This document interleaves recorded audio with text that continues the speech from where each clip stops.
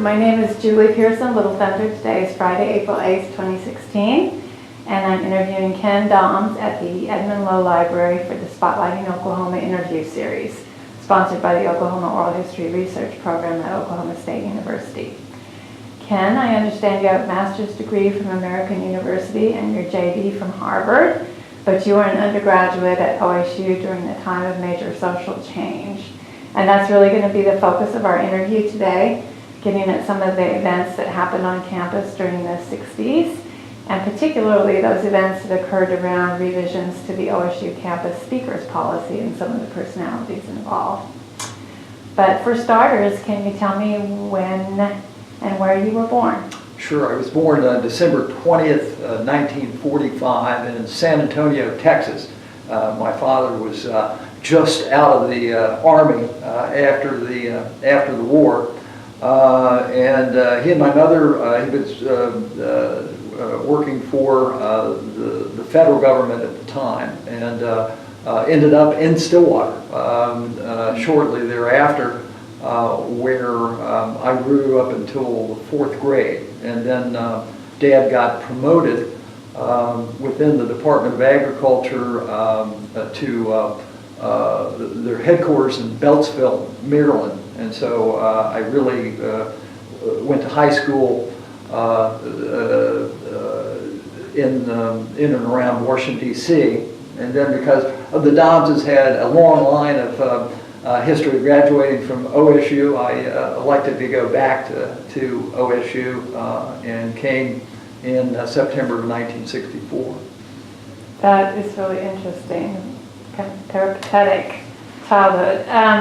Do you remember anything as a young child that kind of pointed towards the career avenues you would later take?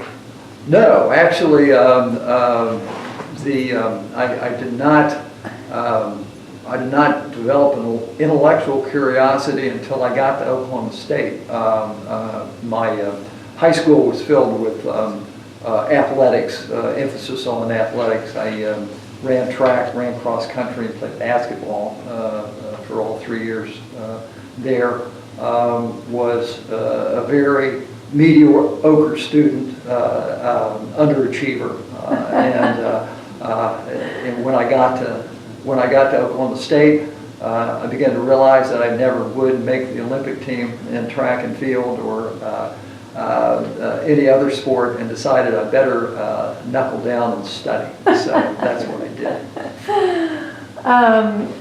So your parents encouraged this enrolling at OSU for college? I beg your pardon? Your parents encouraged your choice of OSU? No, really, they left it kind of up to me and stuff. I think I chose OSU over some other schools because I had relatives in the state, all throughout the state, aunts and uncles and things like that I could retreat to on a weekend. So I couldn't make it back to Silver Spring, Maryland, so all the time. So that was very nice. They provided me a lot of support through bitching about all sorts of hard courses and why they wanted this and that. So it was a good support group throughout my college. Now, did you know when you started school what your major was going to be? Yes, almost from the start. I had an interest in political science and an aversion to the hard sciences, so I might add. So actually, I can recall a day or two before classes started, Dad, who knew several professors from being at Stillwater and stuff, we went over to Dr. Donnell's office, who was then head of the political science department, and had a talk with him regarding what to expect from if I did major in political science. So, and you were involved with the Delta Chi fraternity, is that right? Yeah, not from the start. My freshman year was spent in the dorms, and it was a very productive year academically, not very much socially. I really tried to buckle down, try to figure out what the professors wanted how to study in college and things like that. I had some friends from my Stillwater days that had gone to elementary school with me, and one in particular, Terry Chappell, at the end of my freshman year came over, said, hey, we'd like you to think about pledging Delta Chi next year. And so I did. And my sophomore year was primarily trying to get used to fraternity life and a little bit different than dorm life while still trying to keep my grades up. So it was only in my balancing act. Yeah, it was only my junior and senior year that I became active in campus activities. Spring semester of my junior year, I was elected to the Student Senate. I was Art and Science Student Senator. I had served on the Arts and Science Student Council prior to that, but that was my big jump into campus politics. And then when Bob Swafford left at the end of my last semester of my senior year, the Student Senate selected me as Student Senate President. So I spent the last semester as my term was up the fall semester of '68. I was kind of wondering what I was going to do as far as student activities in the last semester, and Swafford's leaving set that up nicely. So I spent the last semester as President of the Student Senate. Can you help us set up a context for the period? And you've been you've been in DC. You're not coming into Stillwater really without a knowledge of sort of some of the social and cultural shifts going on.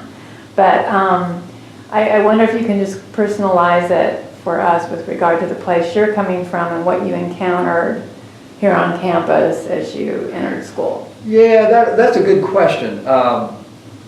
I think if I had really thought about it at the time, which I'm not sure I did deeply, I was coming from more of let's say, a liberal and open environment in suburban Maryland.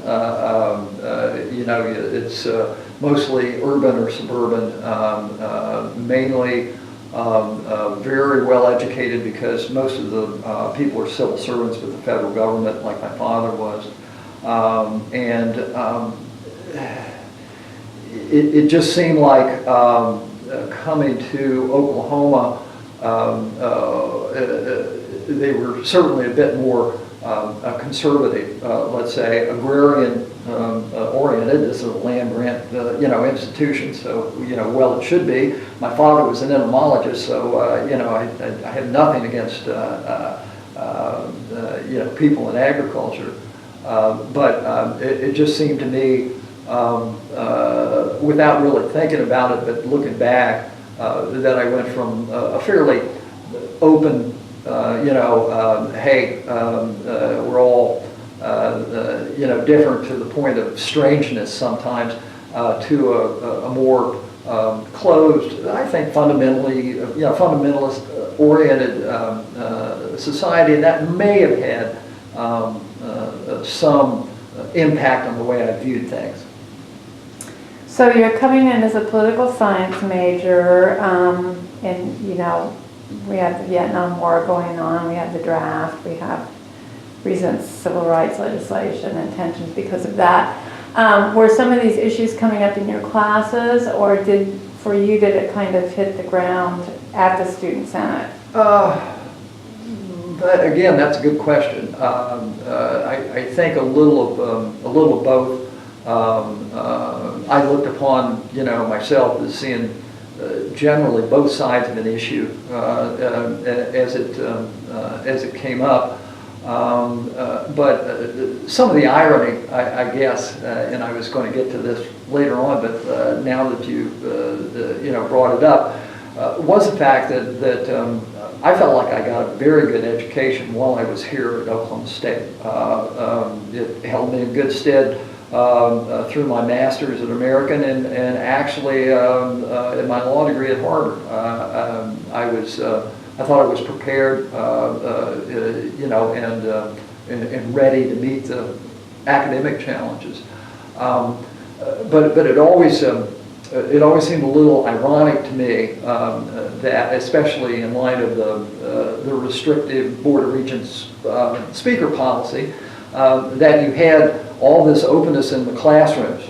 You know, here I was reading John Stuart Mill on liberty, you know, just an impassioned defense of absolute free speech. And then in the real world, there were you know, people that I shouldn't hear because of you know, somebody's you know, somebody's belief that they could do me harm or could do society harm, or just wasn't the appropriate place for a university, no less. And that began to, there was severe cognitive dissonance there that led to finally making me really mad. And I was as disappointed and as mad as I ever was in my lifetime about the restrictive speaker policy. And I know there was a lot of other issues involved, you know, that time, but for me, that was the big one. I couldn't quite come to grips with the opposite,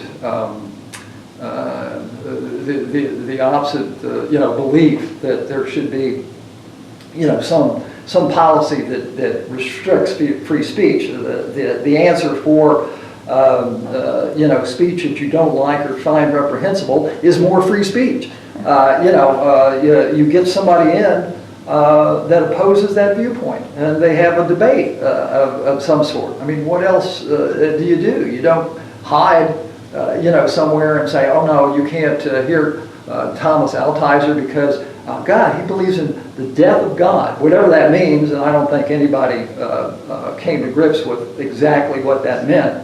Or Timothy Leary. I mean, Leary got his own problems, and probably not the greatest person in the world to go to the mat about.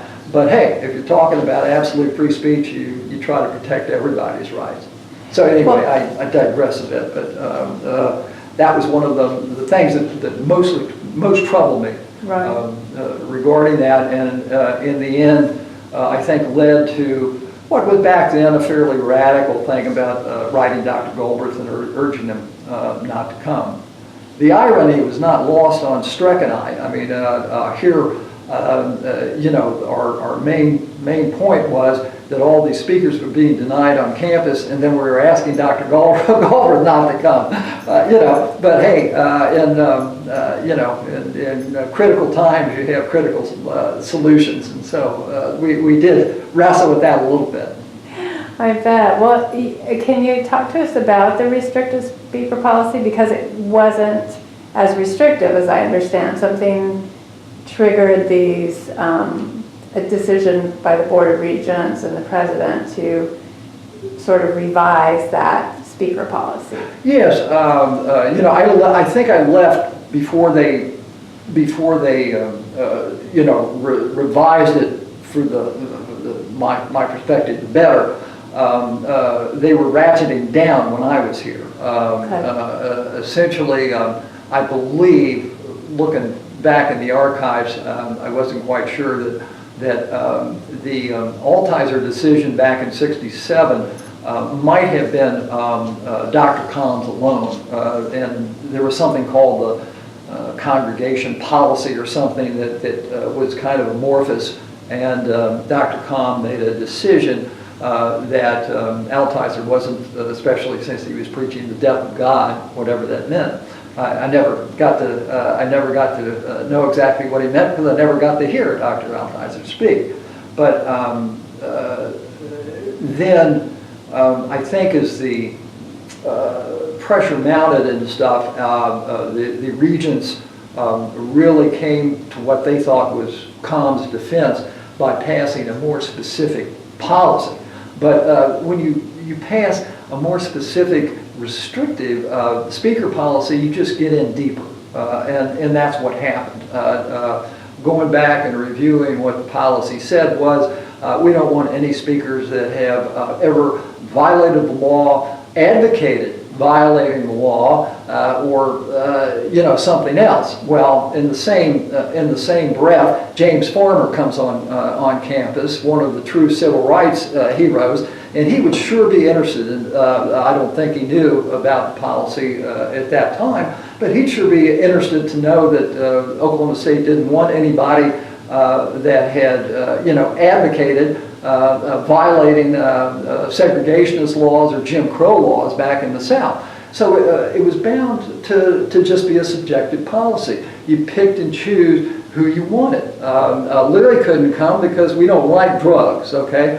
Farmer could come because we liked civil rights heroes. You get into a no-win situation. You get into some very, you know, ridiculous kind of thing, and the whole policy was subjective in the eyes and completely irrational, you know, with regard to who could come and who couldn't.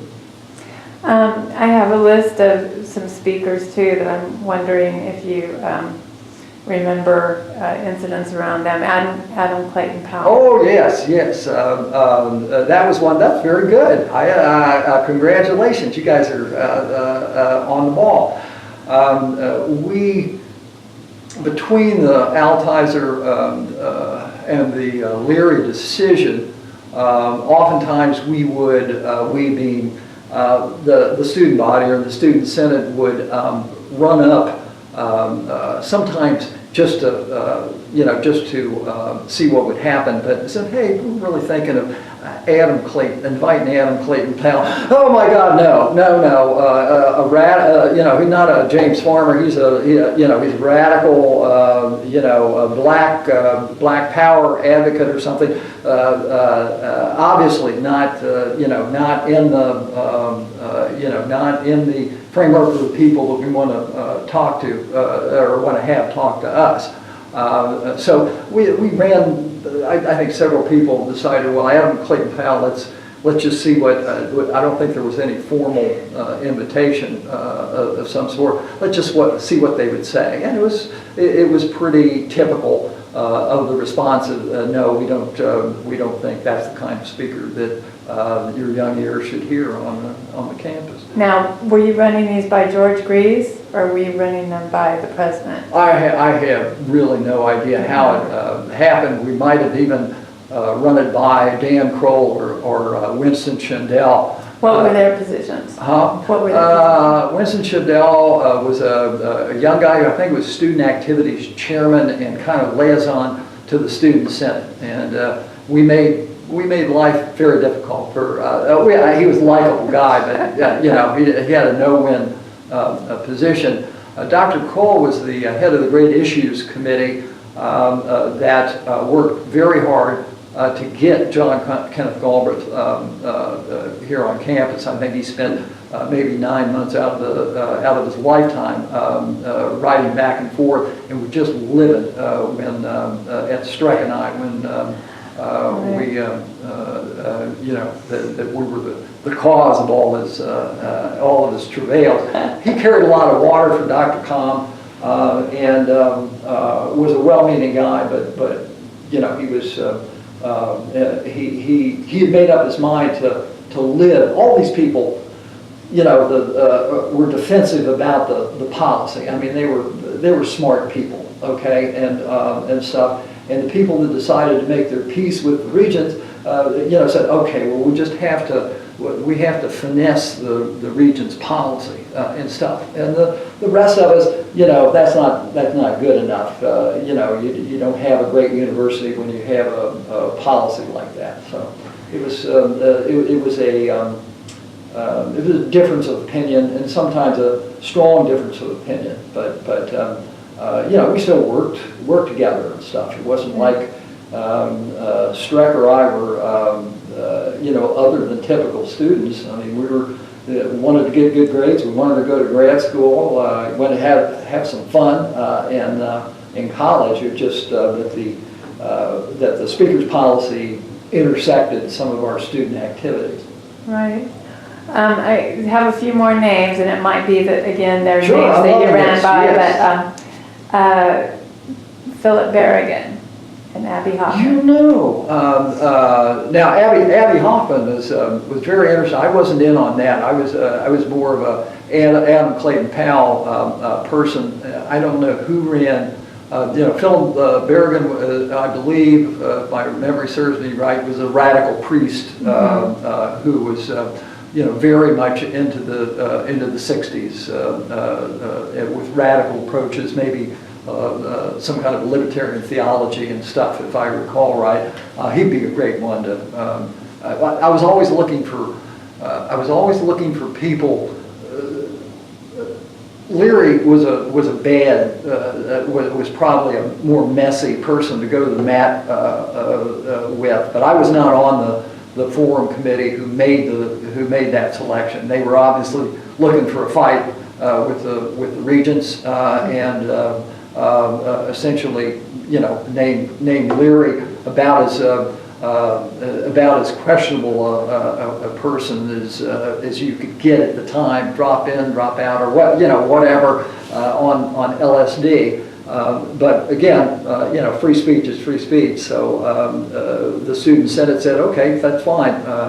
Let's go with Leary, and certainly the reaction was I never forget the Tulsa World guy. Very clever guy. I think he sat on the board of Regents Jones or something.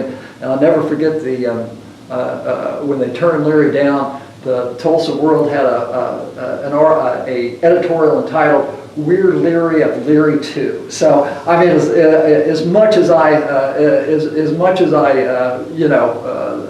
objected to their way of thinking, they were really good with that. I wish I could have thought of something like that. We're Leary of Leary Too. So.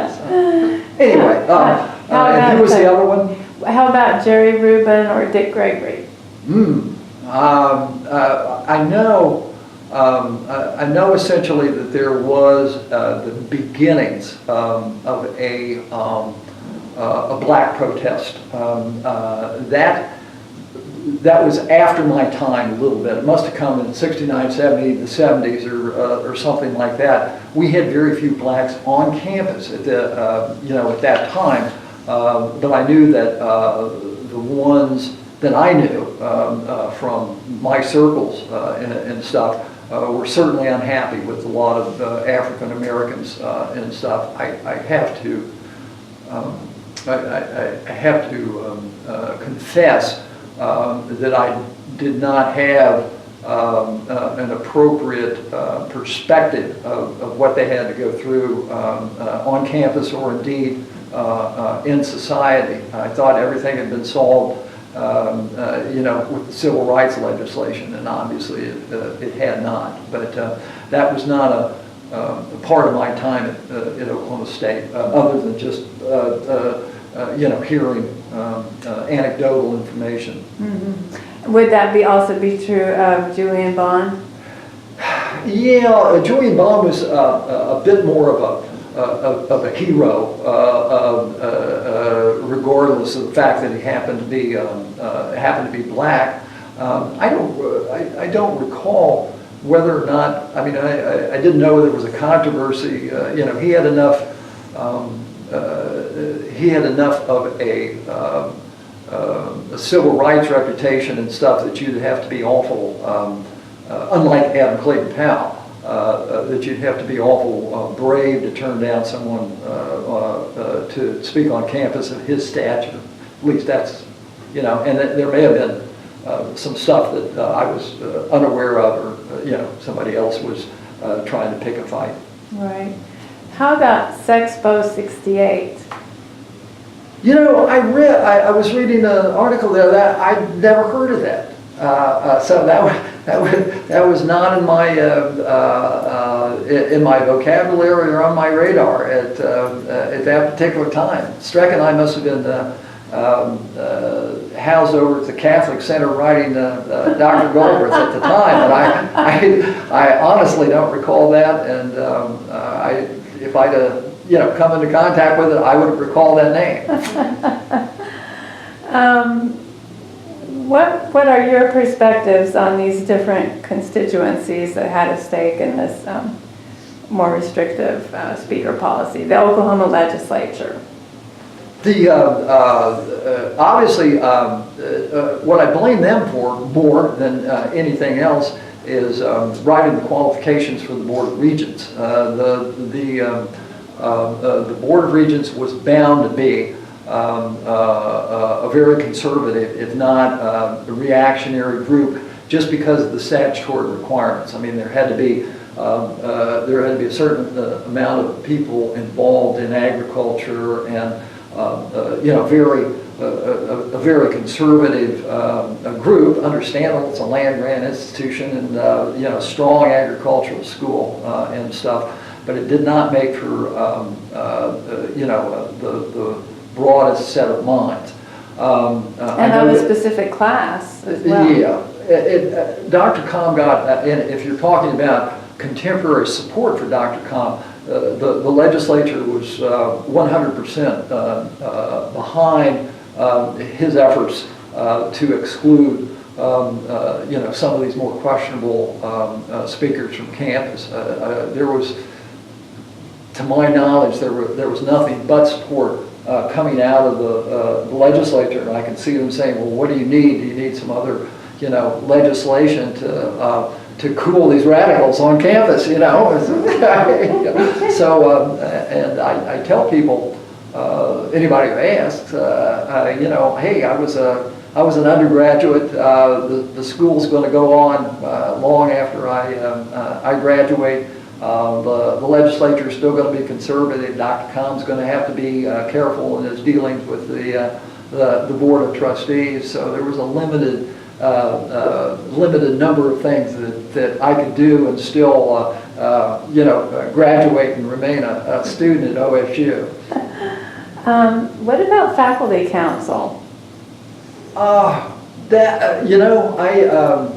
did not pay too much attention to that. I know, a lot of my contacts were obviously with Dr. Martin Brooks. I did not, I knew that there was a distinction made between protest by the student body and protest by the graduate students and the faculty. Well, one was at least initially strictly verboten. The faculty, the graduate students were to remain on the sidelines. Students, hey, we'll deal with them. Who are they? They're only here for 4 years, and then they're passing through. So at the very least, the problem people will be out of here in 4 years. So I know there was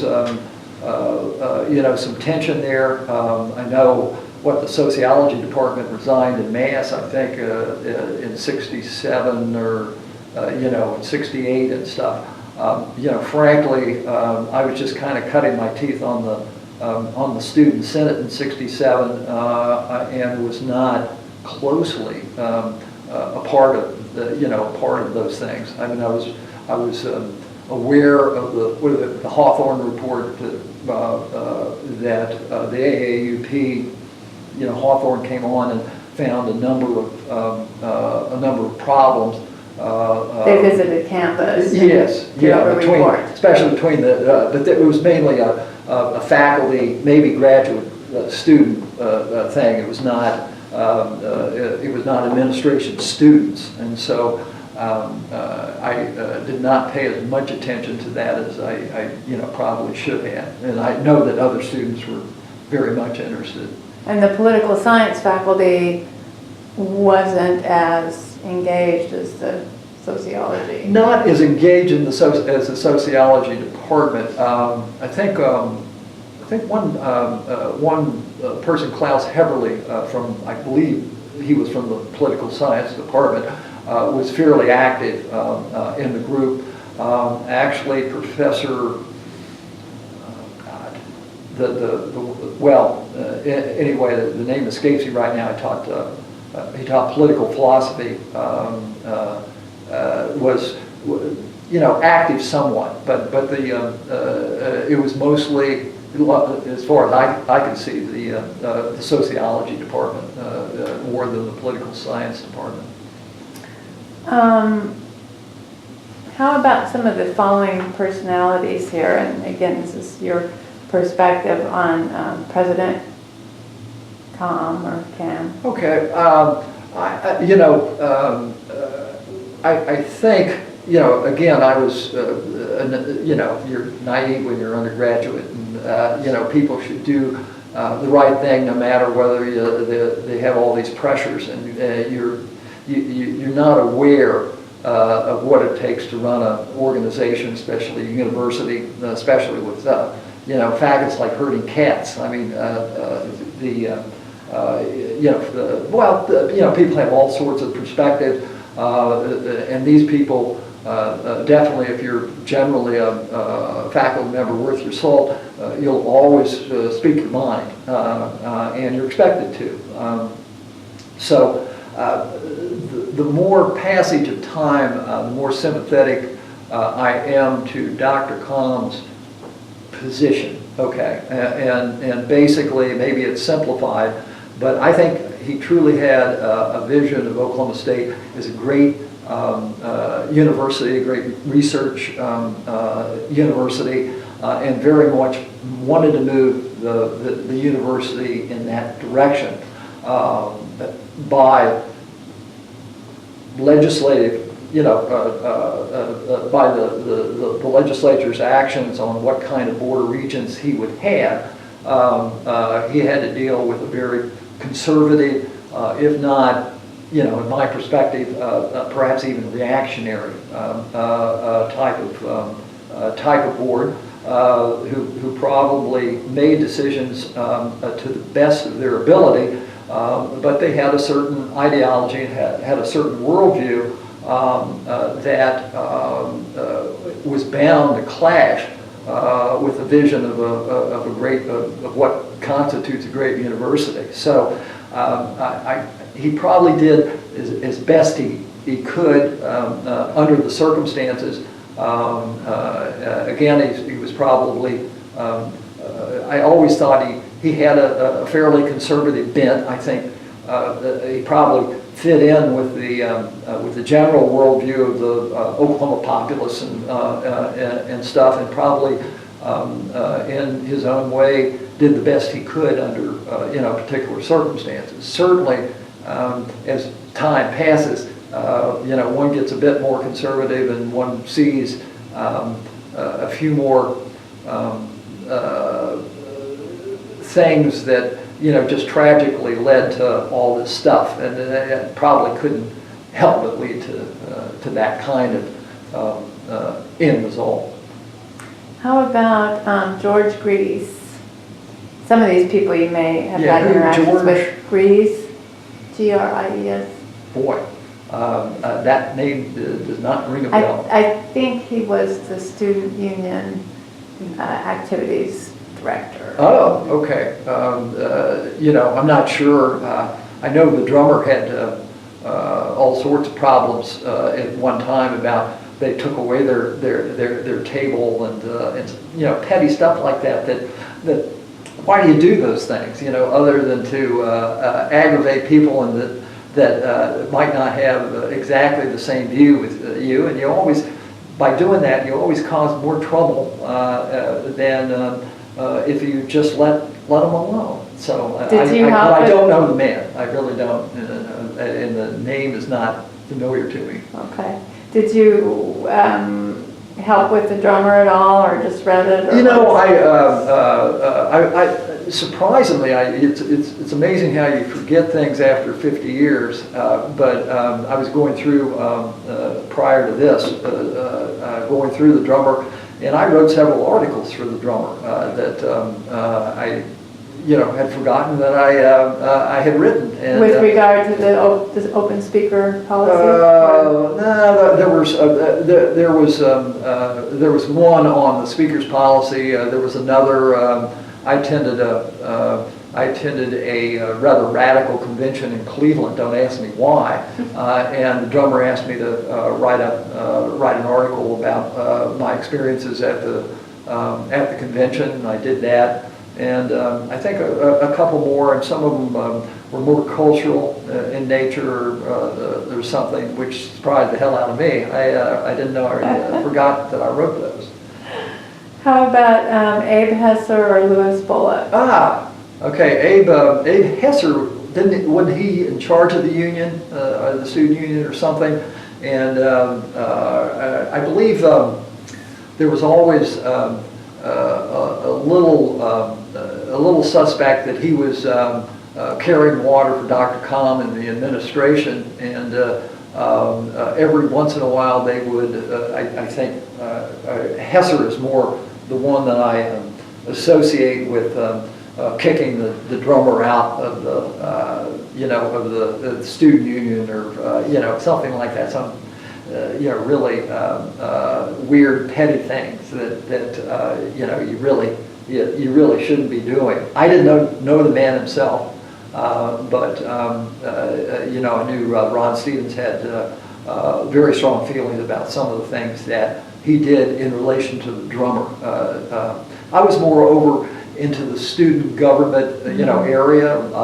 I crossed paths, drank a few beers with, people from the drummer, and more what I would say people that were a lot less contented than I was about things at OSU. How about Louis Bullock or William Hammonds? I'm not sure. I came across the name of Louis Bullock. It occurs to me he might have been a grad student at the time, but I am not sure. I really didn't either run in those circles or have much contact with either of those gentlemen. How about Frank McFarland or Dewey Bartlett? Frank McFarland was one of my favorite people. I believe he was Dean of Arts and Sciences at the time. I thought McFarland was a straight shooter. I actually spent some time on the Arts and Science Student Council under his tutelage. I always thought that he was very fair. He was obviously in a real tight position because hey, you're administration and you toe the administrative line, whatever it is. But I always thought that he did have a certain amount of sympathy and empathy with what was going down as far as the student body and as far as the speaker's policy and stuff. And quite frankly, if you were a thinking individual back then, you couldn't help but be a little bit defensive if you were, wedded to the concept of a great university. You were going to have to work around a very restrictive anti-great university speakers policy. And McFarland, I thought, did it very well.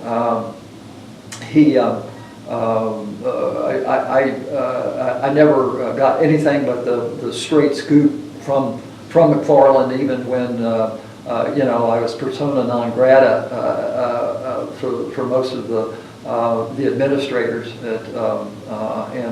I do believe he wrote me a nice letter as I was just about ready to graduate. So it was, that he appreciated working with me, and, general enough not to hang him if it got out, but consorting with the enemy, but still,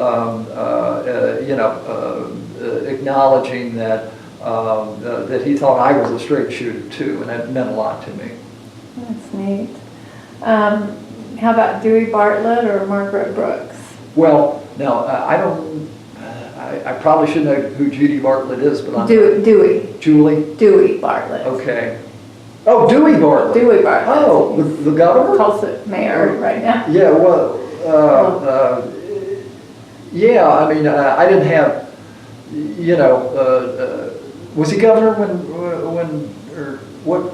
No, I believe that he's just been mayor twice. Mm-hmm. Oh, okay. Well, I probably, I really don't have too much of an opinion, because I don't think our paths ever crossed, or essentially, I think I saw a quote from him in support of President Calm, but you know, there was no politician within 300 miles of Stillwater that wasn't supporting Dr. Calm, so it wasn't really surprising. Dr. Brooks, I grew up with her son Mike until the 4th grade in Stillwater. So my parents knew her, and so I had a little bit of history even before I came. I think it was really a very tragic situation that unfolded. I mean, some of it was her doing. I mean, she was a very courageous lady, and certainly not hesitant to speak her mind about what was going on. I think she was very well respected by the student senate when I was on there.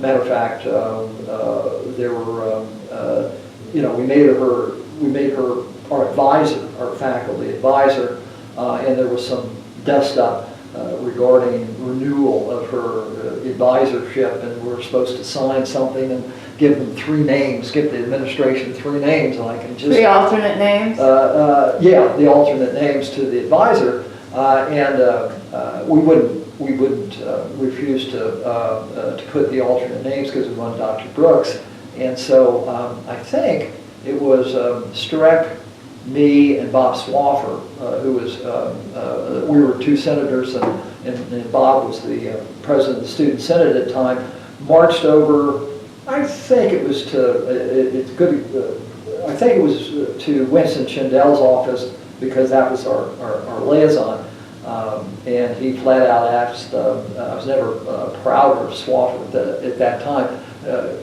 he said, well, why won't you fill out the other 2? And he said, because we don't trust you. we don't trust the administration. We think we'd get one of the alternate names. And I said, oh, Bob, you're just wonderful, So we marched out, and they, as it turned out, Dr. Brooks resigned her position shortly thereafter and left the university. I can't begin to here we were as students. I mean, they weren't going to kick us out. We were going to graduate anyway in 5 or 6 or 7 months or a year or something.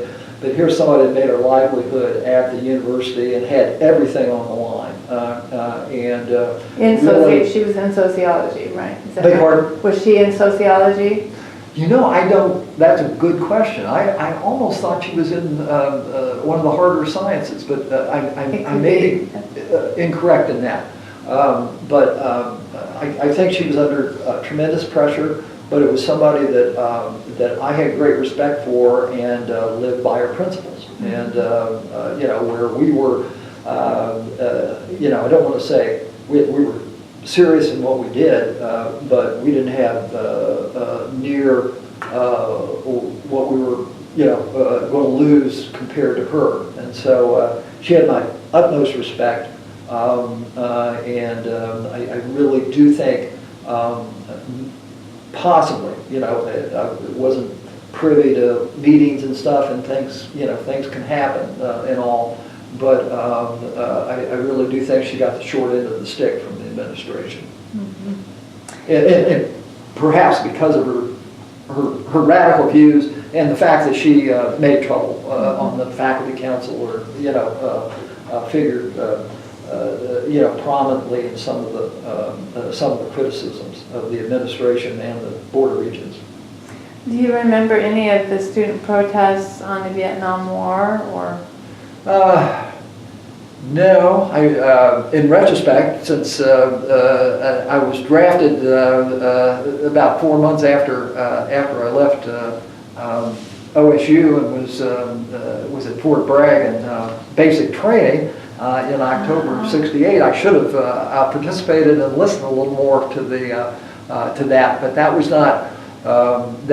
not my thing at the time. My thing was the speaker's policy, and essentially it's amazing how how very little I paid attention to in the outside world until I got into the outside world. then it became very, very important. So you served in Vietnam? No, actually, I went through. I was drafted. Went through basic training. From a summer job, I had a top secret security clearance, and they put me as a documents clerk at the Pentagon for 2 years. So I thank the lucky stars to this day that I did. Many of the people I'm going to meet, my fraternity brothers and stuff, actually had the experience of going over to Nam and seeing combat. So, matter of fact, I came from meeting one person at the student union that was actually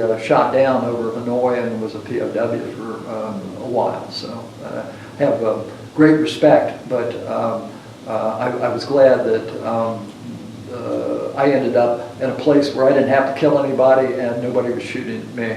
Do you have any remembrance of lawsuits that were filed? No, actually though, in the Kindred Spirits reunion,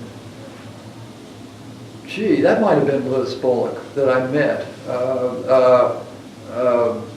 I learned that in '69 or '70, after I had left, and I was in the Army and stuff, and not paying too much attention to what was happening at OSU, that actually there was a suit filed, and I believe it was in, it could have been in, I left in May of '68, so it could have been as late '68 or early '69, but I was long gone from then. But I was aware from the Kindred Spirits reunion, and it might have been Liz Bullock talking about actually filing a suit against the administration, which I'd say right on. That's we were trying to do as much as we could to bring the policy down. I mean, I never hid that fact. I got along well with all these people on other things, but I never made it. I never made any moans about the fact that I thought the policy was a travesty. I never woke up during those years and saying, what can I do to make Dr. Combs' existence miserable? But I always woke up trying to figure out how to get rid of that atrocious policy. It made me mad. It was not good for the university. It was not good for, if the administration had thought about it, it was not good for the administration, nor for the Board of Regents, nor for the school. So, it was one of the best things I ever did when Streck and I decided to go ahead and write Dr. Galbraith. Looking back on it, I wish, and maybe somebody carried it out, every prospective speaker should have got the same request until the school was so embarrassed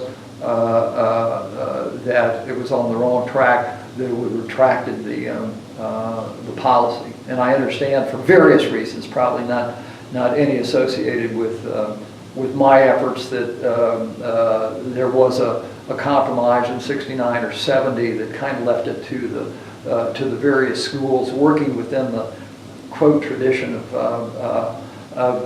the university and stuff like that to name their speaker. Reading between the lines, it looked like, hey, it's over with. We recognize that. Let's just be responsible and who we invite. Maybe adding some opposition. And just to go back to the forum committee, when I said, hey, they were looking for a fight. They knew by naming Leary that they would touch off protest or kind of an explosive situation.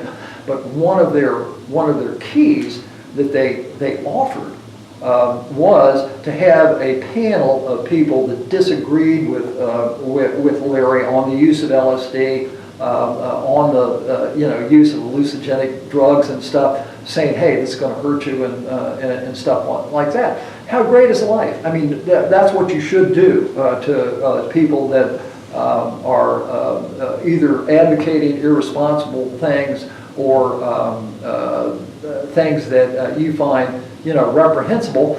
Just get some opposition, you know, to it, and you know, hope that your audience is smart enough to recognize the you know the best case of some sort, and that's instead, you know, people always, they still have a tendency.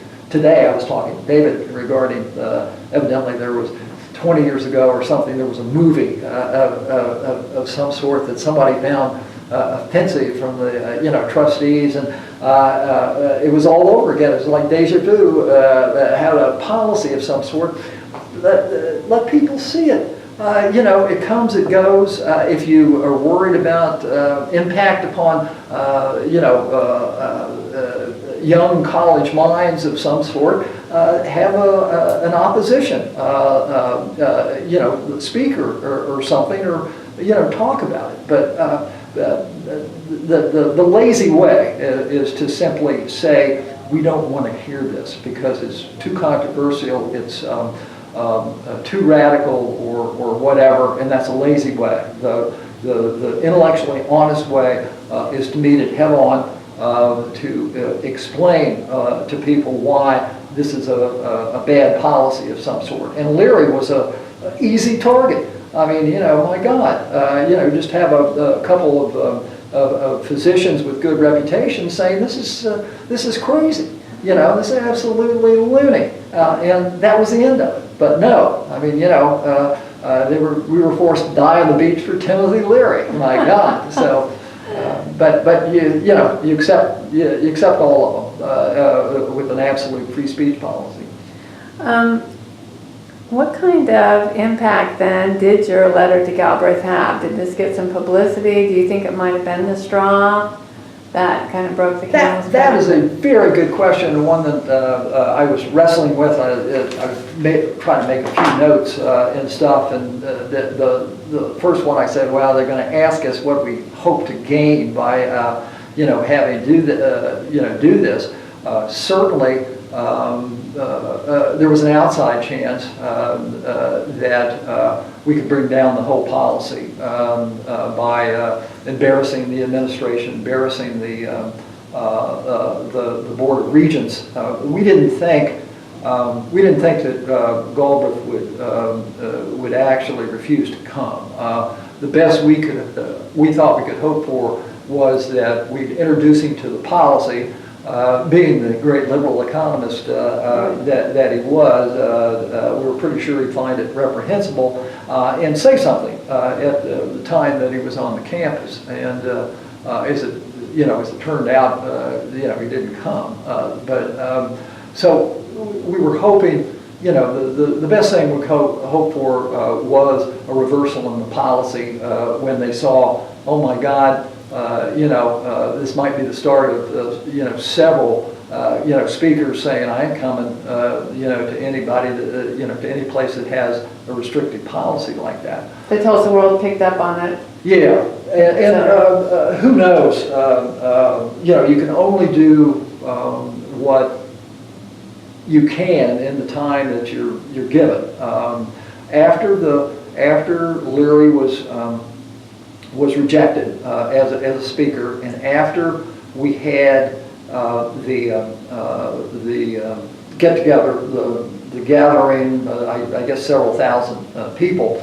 Incidentally, Streck and I wrote Swanter's speech for that get-together. Now, tell us about the get-together, because that hasn't come up. Oh, okay. Well, it was the I don't want to call it a protest. It was more of the student senate after Leary was rejected. Okay, the student senate passed a resolution saying that we should have a student gathering, protest, if you will, of some sort, peaceful, to try to look at alternatives of the speaker's policy and several other things. Tom Lucas, the president of the student body, talked at that. Bob Swaffer, on behalf of the Senate, talked. I think the gathering was 2,000 or 3,000. It was in probably in March. They've got a picture of it over at the actually over at the Alumni Center, and I saw the picture again in one of the periodicals of some of the people there that day. That's a good number, because I wonder what the enrollment was at the time. I have no idea, but I think the 2,000 or 3,000 people showed up. I do think one of the failures of Dr. Combs' administration was underestimating the breadth and depth of the feeling against the policy. I'm not saying that there was a majority of students that didn't like it, but certainly a majority of the student senate was very unhappy with the policy. I think that there was support from some of the more active and concerned students that this would hurt the university and stuff. And I think they did underestimate the depth of student concern. But after that, okay, there were several options. Hey, go home, talk to your parents. Maybe your parents can put pressure on the regents to change the policy. Maybe we could talk to the regents regarding the fact that it's hurting the university. Those kinds of things. But after that, everybody just kind of went back to their to what they were doing, as you might expect. I mean, that's what happens in real life too after an election or something. But the policy was still there. It was obviously going to be used as a subjective measure to pick and choose. What's the difference between James Farmer and Timothy Leary about advocating for civil disobedience to existing law? Well, there's really nothing other than Leary was advocating for violating the drug laws, and Farmer was advocating for violating segregationist policies and stuff. And obviously, that's just ripe for subjective interpretation. So Struck and I. Struck felt about the same way, that we felt like there was, there was very little left to do institutionally, and so we knew that Dr. Galbraith was coming in the spring. We knew that that he was a great liberal economist and probably would be sympathetic to our plight. And we said, well, why not? I mean, essentially, let's put together a history of the controversy here, beginning with Altizer and going forward. Present it to Dr. Galbraith. Ask him not to come, or in the alternative, mention his opposition to such a restrictive policy. And so we put it together. There was no digital stuff back then, so this was labor-intensive, cutting and pasting and all that good stuff. But we put together, I thought, a pretty good history. And sent it off, and obviously, the results were, pretty.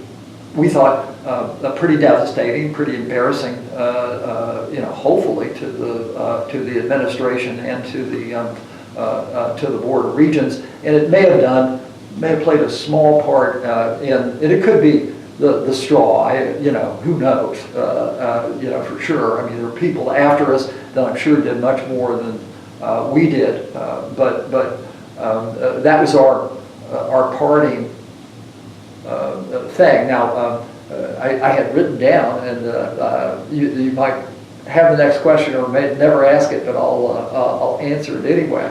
Would I have done anything differently? Essentially, and what Streck and I did. The end product, no. That was something that actually in my lifetime, one of the most the things of which I'm most proud, and in all the applications to law school and stuff where they ask you to, write an essay or something, I always put that, and I got accepted everywhere where I applied. So I had some sympathetic stuff. But one of the things that I did, we did it in secret, and looking back, there's absolutely no need for us to do that in secret because people knew how we felt about the policy. They would not be surprised in the least that Streck and I decided to request send a request to a prospective speaker that they not come out of protest. Essentially, I think that would have actually presented the issue more starkly. It would give the administration a chance to reply. I mean, here we were advocating, free speech, and we were actually shutting off the administration side, and we shouldn't have. If we were proud of our side, then let the administration take its best shot as well. I mean, there was absolutely no reason not to do that. And so I think I would have changed that. I would have clarified more, and this was just my education as a growing education and stuff. I belong to a lot of organizations, and so did Streck. We needed to have divorced ourselves. We said in the letter, we're not writing as student senators or student leaders, but personal. This is our personal feelings. But however we are, XXXXX. So we couldn't have, we could have done more to separate this and say we're not writing on behalf of an organization. And I regret, I regret that. But as far as the actual doing, that was our. That was our parting shot. We had no regrets, no second thoughts about doing that to try to bring down the policy. So, it was one of the things I actually was, most proud of that I've done in my lifetime. So, it was, it was it caused concern to a lot of people, and I was sorry, but those people should have should have been working harder to bring down the policy themselves.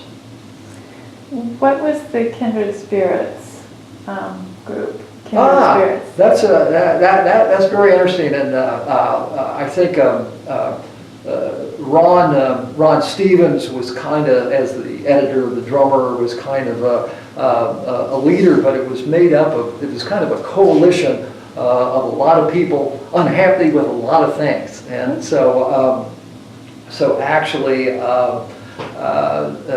So it could have been the war, could have been racism on campus. Unhappy about the way Dr. Brooks was treated, unhappy with what things were going on in the council, a general, just a general suspicion of things that were going on, people that were, and they were all they were student activists. There were people on the student senate. I kind of counted myself as one of the group. Obviously, the off-campus newspaper, Ron Stevens. There were what African American group was there was kind of part of it. And it was Ann Schneider and Pete Schneider, who were graduate students in the political science department. And actually, she and Ron were instrumental in bringing the Kindred Spirits back together after 30 years or 35 years. We had a delightful meeting. Two or three professors showed up, and we had a delightful time, addressing what was going on, back then and stuff. And this happened when your reunion? When was the reunion of the Kindred Spirits? I beg your pardon? When was the reunion? It's got to be at least 8 or 9 years ago, but it was on campus, and most of us came back. We got a tour of there was Oklahoma State does this thing very good. Now they didn't care who we were, how much hell we raised while we were here or something like that. Hey, let us take you on a tour of the university and tell you about everything. So that was just, it was great, and we enjoyed every minute of it. So it was a loose group, and generally kind of gotten back together. After all these years, we had very diverse group. I was a fraternity guy, and did everything right except for the speaker's policy, which really made me mad. But Ron was certainly more into a lot of other areas that needed addressed on the campus, as was certain other groups borrowed from the Ann and Pete Schneider from the graduate group and stuff. So it was just a loose coalition of people that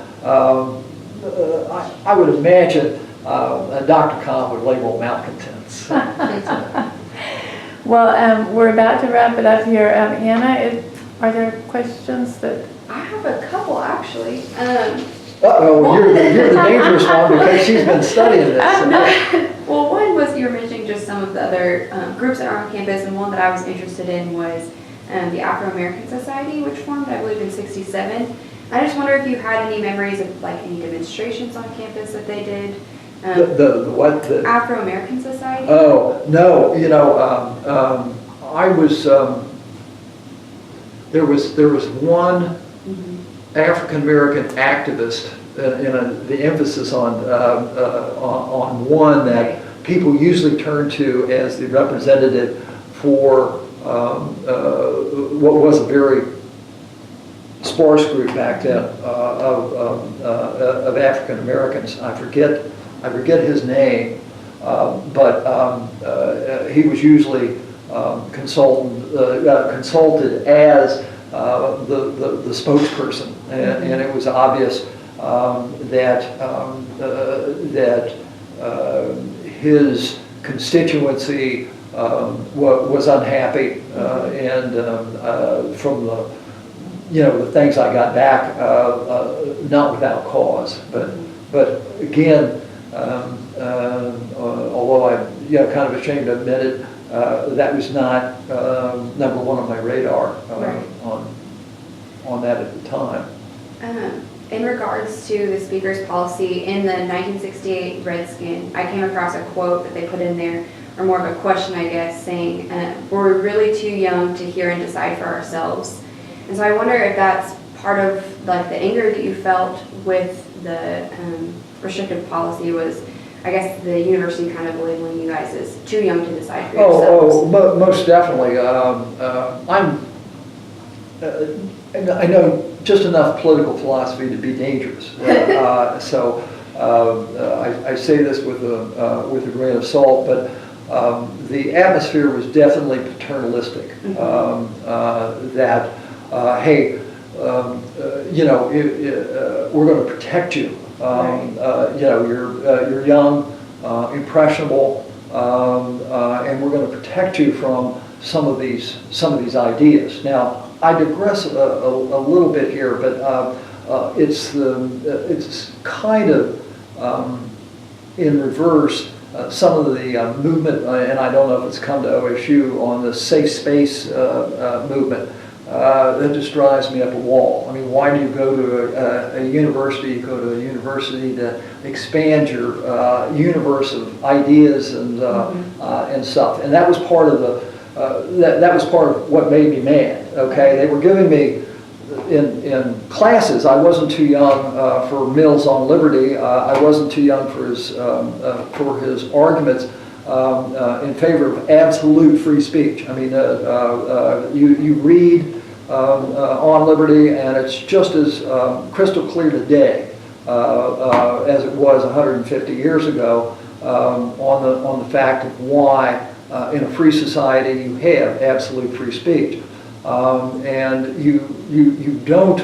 Paternalism has no. If we were minors or something.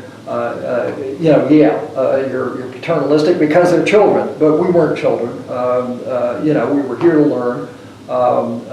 It wasn't going to, Timothy Leary wasn't going to poison our mind. Altizer, bless his heart, he just had an idea. I mean, he didn't have the baggage Leary did. And generally, I'll bet you any amount of money, having read Nietzsche, that he lamented the death of God. It was the same thing that the Enlightenment killed, essentially killed religion with its rationality. And I would bet, a lot of money that was Altizer's theory too, and he was lamenting the fact that God had died in society because the Enlightenment had killed him. But I never got the chance to really find out, and I didn't read his book. So yes, it was paternalism, pure and simple, and that was part. I think certainly I know part of my frustration and that led to more of an anger of some sort. So I appreciate you bringing that up. Yeah. My last question, and then I'll let you off the hook back, but. It's kind of a broader question, I guess, about just the movement of student unrest in the 60s. And I guess how would you compare Stillwater and Oklahoma State's campus to some of the coastal campuses at the time that got a lot of attention for the things happening, the protests and rioting on campus? We were very, very conservative compared to anything that was going on the coast or whatever. Essentially, when I got to Harvard, those protests were still going on. Our protests were very, very respectful, very, very non-disruptive of university happenings. Very, very peaceful as far as assembling and things. There was never even a hint that I read something where 10 years later or something like that, somebody came into the library and put books everywhere or something. We wouldn't have dreamed of that. Our position was always a respectful type of protest. And about as radical as it could get is what Streck and I did at the time to try to embarrass the administration. But they needed embarrassing, and to this day I don't begrudge anything. But we were definitely very conservative, very respectful. None of the disruption that was happening on the coast. I liked it. I liked our atmosphere better, because you had to deal with these people in a lot of other aspects of campus life, and so you just agreed to disagree and go on about your business. And so I think the times were not reflected at Oklahoma State as much as it was.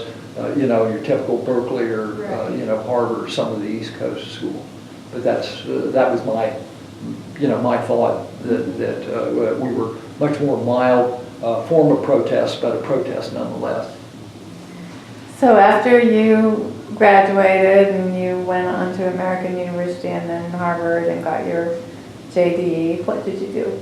I practiced law in Dayton, Ohio for a large law firm for 3 years. And then, was it civil law or?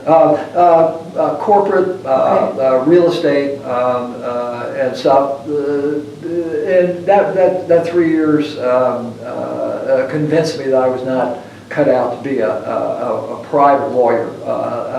I had a grounding in political science, local government. I went to work from the law firm to being the lawyer for a county-wide public health agency in Dayton, where I remained for 30 years first as their lawyer and then director of administration, budgeting, and stuff like that. It was the type of activity that I think I was really cut out for. If I didn't have to pay the bill, I would have done it for free.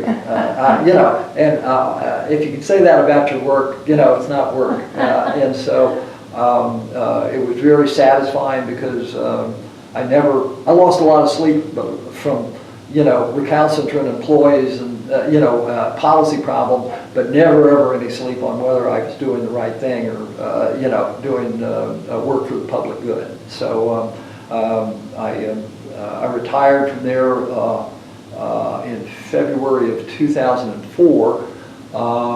My wife and I, my late wife, who died about 2 years ago, traveled for a couple of years, looked at one another and said, I'm tired of traveling. I said, I'm thinking I'll go back to work somehow, and I got a job teaching in the School of Public Health at Wright State University. And so I've been there ever since in one capacity or another, teach a couple graduate courses, help them out from time to time with you know, some legal problems and stuff, and thoroughly enjoying life. So it's other than the death of my wife, which you know, she was my best friend too. You know, things have been very good, you know, for me since I left OSU. Well, I'm sorry about your loss. Thank you.